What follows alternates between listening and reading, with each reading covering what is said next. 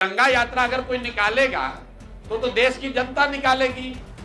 देश की जनता ने समर्थन किया था। ऑपरेशन सिंदूर का समर्थन सभी दल के नेताओं ने किया था। ऑपरेशन सिंदूर के सफल होने के बाद सभी दल को जो है मिलकर तिरंगा यात्रा निकालना चाहिए था, या फिर देशवासी अगर तिरंगा यात्रा निकालते तो अच्छा लगता। लेकिन ऑपरेशन सिंदूर के सफल होने के बाद सिर्फ बीजेपी वाले जो है तिरंगा यात्रा निकाल रहे हैं और कभी जो है सिंदूर बांटने की बात कर रहे हैं। इसको लेकर प्रशांत किशोर सवाल खड़े कर रहे हैं। आइए सुनते हैं प्रशांत किशोर को। जो लोग ऑपरेशन सिंदूर या इस तरह की राष्ट्रीय सुरक्षा और सेना के किए गए काम को अपने राजनीतिक फायदे के लिए इस्तेमाल कर रहे हैं, उनका चरित्र ही वो आपके सामने है। आप वो देख लीजिए और तय कर लीजिए। जब ऑपरेशन सिंदूर हुआ तो उसमें तो पक्ष विपक्ष सारे लोग, चाहे आप किसी पार्टी के वोटर हैं, आपने सबने समर्थन किया सरकार का। और जब ऑपरेशन सिंदूर हो गया तो अब झंडा लेकर खाली भाजपा वाले घूम रहे हैं। तो भाई तिरंगा यात्रा अगर कोई निकालेगा तो देश की जनता निकालेगी। देश की जनता ने समर्थन किया था।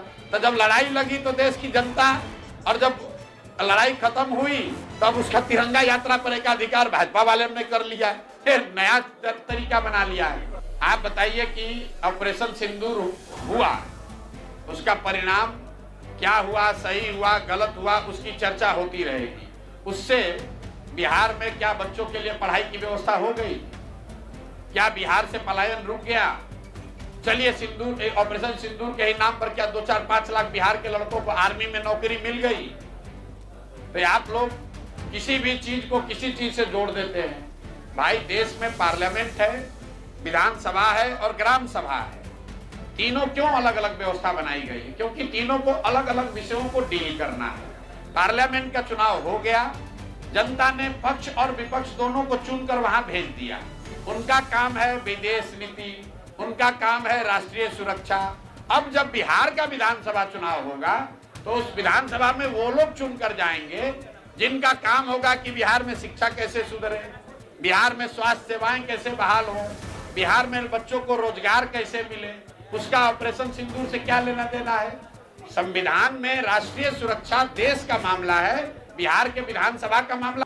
तो आपने सुना नरेंद्र मोदी के बारे में किस प्रकार से प्रशांत किशोर बोलते हुए देखे जा रहे हैं। उनका साफ तौर पे कहना है कि 5 लाख लोगों को रोजगार दे दिया उन्होंने ऑपरेशन सिंदूर के नाम पर।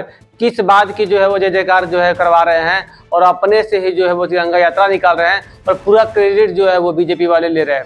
यानी कि साफ तौर पे कहना है उनका कि जितने भी पक्ष और विपक्ष के नेता हैं सभी ने मिलकर ऑपरेशन सिंदूर को अंजाम देने का निर्णय लिया था और सभी देशवासियों ने मिलकर जो इस फैसले का समर्थन किया था। इसका क्रेडिट जो है वो पूरे भारतवासी को मिलना चाहिए, लेकिन इसका क्रेडिट जो है वो बीजेपी के